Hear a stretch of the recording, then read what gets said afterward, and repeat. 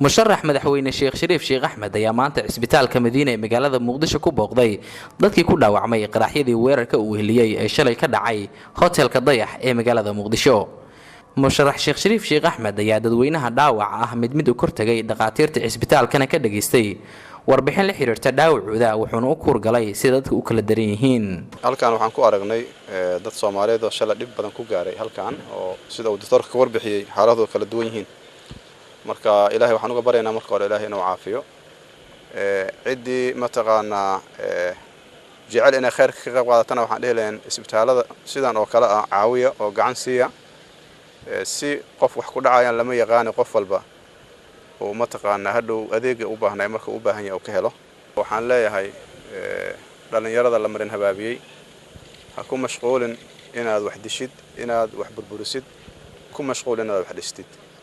diinta islaamka ficiladan oo kale aad uga soo horjeeda waa wada naqaanaa laakiin haddaadan dana kale lahayn dib u laabo dib u fikir. waxaan rabaa inaan ku bogaadiyo ciidamada amniga dadaalka ay wadaan duruufta adag ay ku shaqeynayaan. waxaan u rajaynayaa inay ku guuleystaan mas'uuliyadda maanta laga filayo oo loo xil saaray.